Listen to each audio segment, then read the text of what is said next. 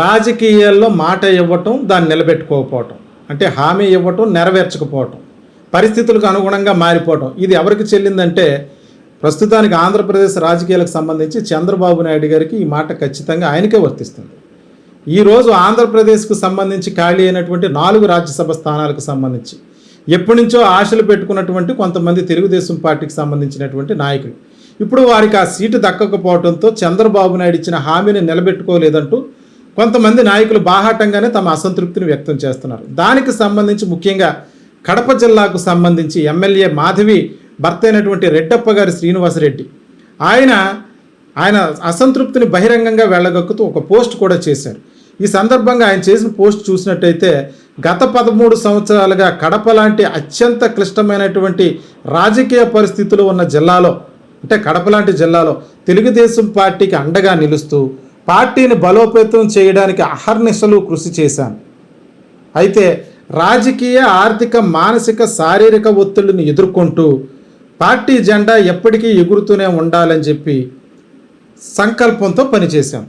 Party అధిష్టానం నాకు రాజ్యసభ సభ్యత్వం ఇస్తానని చెప్పి హామీ నెరవేర్చకపోవటం వ్యక్తిగతంగా ఎంతో కలతకు గురి చేసింది. పార్టీ కోసం నిస్వార్థంగా శ్రమించిన నాయకులను, కార్యకర్తలను తగిన సమయంలో గుర్తించకపోవటం బాధాకరం. ముఖ్యంగా నాకు ఇచ్చిన హామీ, అంటే ఆయనకి రాజ్యసభ ఇస్తానని చెప్పేసి చంద్రబాబు నాయుడు గారు హామీ ఇచ్చినట్టున్నారు. ముఖ్యంగా నాకు ఇచ్చిన మాట నిలబెట్టుకోకపోవటం నా రాజకీయ జీవితంలో అత్యంత నిరాశ కలిగించినటువంటి సంఘటనగా మిగిలిపోతుంది.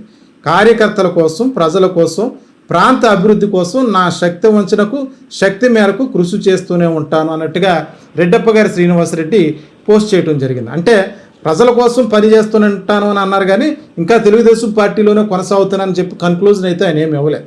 అయితే ప్రస్తుతానికి ఈ అంశాన్ని బట్టి చూస్తుంటే ఈయన ఒక్కడే కాదు, దీనికి సంబంధించి రాజ్యసభ సీటుకి సంబంధించి గతంలో జరిగినటువంటి ఒక 2 సంఘటనలు, ప్రధానంగా ఇక్కడ దళిత సామాజిక వర్గానికి చెందినటువంటి వ్యక్తి వర్ల రామయ్య గురించి చెప్పుకోవాలి. వర్ల రామయ్యని గతంలో రాజ్యసభకు నామినేషన్ వేయడానికి ఎవరు ముందుకు రాని సందర్భంలో వర్ల రామయ్యను ముందుకు నెట్టారు. ఆ సీటు ఎలాగో తెలుగుదేశం పార్టీకి రాదు, పూర్తిగా ఓడిపోతాం, లేకపోతే అది మనకు రాదన్న సమయంలో రాజ్యసభకు వర్ల రామయ్యను నామినేట్ చేసి ఆయన్ని బలి చేసినట్టుగా, ఆయన అవమానించినట్టుగా కనబడుతుంది. మరొకసారి కూడా వర్ల రామయ్యకి కేటాయిస్తున్నాను అన్నట్టుగా ప్రకటించి ఆయన చంద్రబాబు నాయుడు గారికి కృతజ్ఞతలు తెలియజేయడానికి బయలుదేరితే మార్గమధ్యంలో ఉండగానే కనక మేడలకు దానికి సీటు కల్పించారు, ఆయనకి ప్రాధాన్యత కల్పించారంటే అక్కడి నుంచి తీవ్ర నిరాశతో ఆయన వెనక్కి వెళ్ళిపోవడం జరిగింది. అయితే ఈ పరిస్థితులన్నీ తట్టుకుంటూనే ఉన్నాయి. ఈసారైనా సరే దళిత సామాజిక వర్గ నేతగా తనకు అవకాశం కల్పిస్తారని అనుకుంటే ఆయన కూడా మొండి చేయ చూపించారు చంద్రబాబు నాయుడు గారు. అలాగే కంభంపాటి రామ్మోహన్, వీళ్ళంతా కూడా ఈ యొక్క రాజ్యసభ మీద ఆశ పెట్టుకున్నటువంటి వ్యక్తులు. అలాగే మరి ముఖ్యంగా ఇక్కడ చెప్పుకోవాల్సినటువంటి మరో నేత ఎవరున్నారంటే పిఠాపురం నియోజకవర్గానికి సంబంధించినటువంటి వర్మ. ఆయనకు కూడా మాటిచ్చి నిలబెట్టుకోలేనటువంటి పరిస్థితి. ఇప్పుడు ఏకంగా ఆయన్ని పిఠాపురం తెలుగుదేశం ఇన్ఛార్జ్ పార్టీ పదవి నుంచి కూడా తొలగించేసినటువంటి పరిస్థితిలో చంద్రబాబు నాయుడు గారి రాజకీయాలు ఉన్నాయి. అంటే ఎమ్మెల్యేల ఎలక్షన్ టైంలో పవన్ కళ్యాణ్కి కూటమి అభ్యర్థిగా అక్కడ జనసేన పార్టీకి సంబంధించి పిఠాపురానికి సీటు కేటాయించిన సమయంలో వర్మ అలగటంతో ఆయన వెనకాల ఉన్నటువంటి తెలుగుదేశం కార్యకర్తలు కొంతమంది ఆందోళన చేయడంతో ఆ రోజు మొత్తం పార్టీ కార్యకర్తలందరి సమక్షంలో వర్మకి ప్రథమ స్థానం కల్పిస్తాను, తొలి సింహభాగంలో ఆయన ఉంటాడు, ఎమ్మెల్సీ ఇస్తానని చెప్పి మాట ఇవ్వటం జరిగింది. కానీ ఆయనకి ఇచ్చిన మాట కూడా నిలబెట్టుకోలేదు కదా. చంద్రబాబు నాయుడు గారి ఫోటో ఎందుకు వేయలేదు ప్రభుత్వ కార్యక్రమాలు, ముఖ్యమంత్రి ఫోటో లేదేటి అని చెప్పి ప్రశ్నించి గొడవ పెట్టినటువంటి వర్మను ఏకంగా ఈరోజు తెలుగుదేశం పార్టీ ఇన్ఛార్జ్ బాధ్యతల నుంచి పిఠాపురం నుంచి తొలగించటమైంది. ఇటువంటి సందర్భాలు ఇవన్నీ కూడా అంటే అప్పటికప్పుడు మాట ఇవ్వటం. మరొక సందర్భం, కొంతమంది దళిత నేతలకు ముందు టిక్కెట్లు ప్రకటించారు. ఇంకా ఎంతమంది ఎవరన్నది చాలామందికి తెలిసిందే. టిక్కెట్లు ప్రకటించారు, ఎమ్మెల్యే టిక్కెట్లు పేర్లు ప్రకటించే టైంలో కొంతమందికి టిక్కెట్లు ప్రకటించి వెంటనే వాళ్ళంతటా వాళ్ళే నేను విత్డ్రా చేసుకుంటున్నాను అన్నట్టుగా పరిస్థితులు కల్పించడం, వాళ్ళని కూడా అవమానించడం. ఇది చంద్రబాబు నాయుడు గారికి అలవాటైపోయినటువంటి రాజకీయంగా కనబడుతుంది. అంటే అప్పుడున్న పరిస్థితులను బట్టి ఎవరు ఉపయోగపడతారో ఆ వ్యక్తులను ఉపయోగించుకోవటం, తదనంతరం హామీ నిలబెట్టుకోకపోవటం. ప్రధానంగా ఇక్కడ రాజకీయాల్లో ఉండాల్సింది హామీ నిలబెట్టుకోవటం అన్నది. అది లేకపోవటం అన్నది చాలా బాధాకరమైన విషయం. అలాగే ఇప్పుడు జనసేన పార్టీకి సంబంధించి లింగమనేని రమేష్, ఆయన కూడా ఎప్పటి నుంచో చంద్రబాబు నాయుడు గారితో కలిసి ప్రయాణం చేస్తున్నటువంటి వ్యక్తి. తర్వాత జనసేన పార్టీ ఏర్పాటు చేసిన తర్వాత పవన్ కళ్యాణ్ గారికి అండగా ఉన్నారన్నట్టుగా పవన్ కళ్యాణ్ గారు చెప్పుకొని వచ్చారు. అంటే మొన్న ఇటీవల జరిగినటువంటి కొన్ని మీటింగ్స్లో లింగమనేని రమేష్ గారు అంటే అప్పటికి ఇంకా రాజ్యసభ సీట్లు కన్ఫర్మ్ చేస్తారన్న న్యూస్ కూడా రాలేదు. జనసేన పార్టీకి సంబంధించి నాగబాబుకి అవకాశం కల్పిస్తారని చెప్పి జనసేన పార్టీకి సంబంధించినటువంటి పార్టీలో ప్రధానంగా ఈ యొక్క చర్చ నడిచింది. అయితే ఇప్పుడు ఏమైందంటే నాగబాబును కూడా కాదని లింగమనేని రమేష్కి కేటాయించడం. ఆయన కూడా కమ్మ సామాజిక వర్గానికి చెందినటువంటి వ్యక్తి. అలాగే భాష్యం రామకృష్ణ ఆయన కూడా కమ్మ సామాజిక వర్గానికి సంబంధించినటువంటి వ్యక్తి. ఇద్దరు తన సొంత సామాజిక వర్గానికి చెందినటువంటి నేతలకే ఆయన రాజ్యసభ కల్పించడం. మొన్నటి వరకు చంద్రబాబు నాయుడు గారు మహిళా రిజర్వేషన్ కోసం మహిళా బిల్లు ఆమోదం పొందలేదు కేంద్రంలో ఏం జరిగింది ఆ రోజు డీలిమిటేషన్ బిల్లుతో పాటు ఇన్క్లూడ్ చేసి మహిళా బిల్లును ప్రవేశపెట్టడం జరిగింది. ఆల్రెడీ 2023లోనే మహిళా బిల్లు ఆమోదించారు.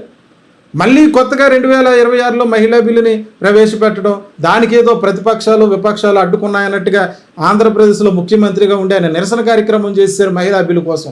మరి అటువంటిప్పుడు ఈ రాజ్యసభ సీటుకి సంబంధించి ఎవరన్నా పార్టీలో కష్టపడుతున్నటువంటి ఒక మహిళా నేతకు అవకాశం కల్పించవచ్చు కదా? లేదు. రెండూ కూడా తన సామాజిక వర్గానికి చెందినటువంటి వారికి ఇద్దరికి ఇచ్చుకున్నారు. అలాగే జనసేన పార్టీకి సంబంధించి అంటే ఇద్దరికి ఇచ్చుకున్నారంటే ఒకళ్ళు జనసేన పార్టీకి సంబంధించి ఇవ్వటం జరిగింది. అంటే కూటమి ప్రభుత్వంలో భాగస్వామ్యంగా ఉన్నదే కదా జనసేన ప్రభుత్వం కూడా. ఈ లింగమనేని రమేష్ గారు ఎప్పటి నుంచో 2014 కంటే ముందు నుంచి కూడా చంద్రబాబు నాయుడు గారితో కలిసి నడుస్తున్నటువంటి వ్యక్తి. అయితే లింగమనేని రమేష్కి ఇవ్వటంపై జనసేన పార్టీలో కూడా కొంత అసంతృప్తి రగులుతుంది.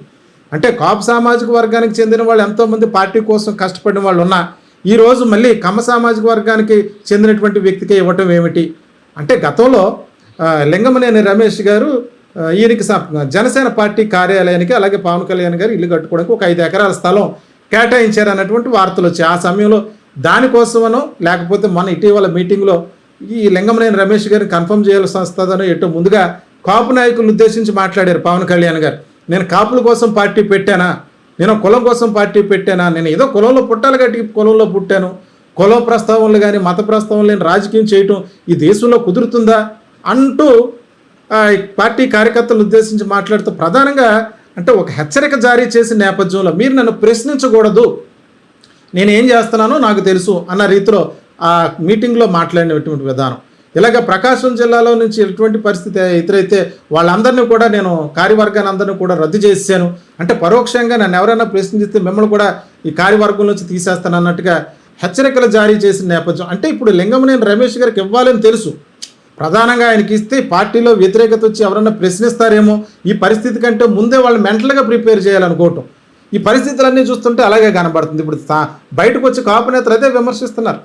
జనసేన పార్టీకి సంబంధించినటువంటి ఎమ్మెల్యేల్లో 5 మాత్రమే పార్టీకి సంబంధించిన వాళ్ళు ఉంటే 16 మంది ఎమ్మెల్యేలు తెలుగుదేశం పార్టీ నుంచి ఇందులోకి వచ్చి సీట్లు పట్టుకెళ్ళిన వాళ్ళే ఉన్నారు.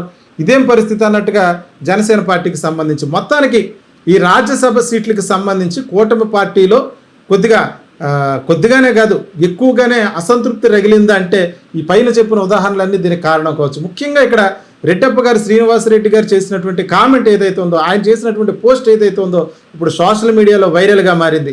మరొక వ్యక్తి చింతకాయల విజయ్, ఆయన గతంలో చిరంజీవిని ఉద్దేశించి చేసినటువంటి కామెంట్స్ ఆ వీడియోలు కూడా సోషల్ మీడియా వేదికగా ఇప్పుడు వైరల్ అవుతూ ఉన్నాయి. చింతకాయల రవి చేసినటువంటి చింతకాయల విజయ్ చేసినటువంటి వ్యాఖ్యలు మెగాస్టార్ చిరంజీవి పార్టీ పెట్టాడన్న విషయానికి సంబంధించి ఏ రకమైనటువంటి గౌరవం లేకుండా మాట్లాడాడో ఆ వీడియోను కూడా ఇప్పుడు ప్రదర్శిస్తూ ఈ కాపు సామాజిక వర్గాన్ని తిట్టినటువంటి వ్యక్తి, ఇందులో ఈ సామాజిక వర్గం అంతా కూడా పవన్ కళ్యాణ్ ద్వారా తెలుగుదేశం పార్టీకి పనిచేశాము, కానీ మమ్మల్ని తిట్టినటువంటి వ్యక్తులకు మీరు రాజ్యసభ కేటాయించారు అన్నట్టుగా వాళ్ళు మాట్లాడుతున్నటువంటి పరిస్థితి. ఈ పరిస్థితులన్నీ కూడా చూస్తే రాజకీయాల్లో అవసరాన్ని బట్టి వాడుకోవటం, తదనంతరం మళ్ళీ ఇచ్చిన హామీ నిలబెట్టుకోకపోవడం చంద్రబాబు నాయుడు గారికి ఇది ఒక అలవాటుగా మారిపోయిందని చెప్పుకోవచ్చు.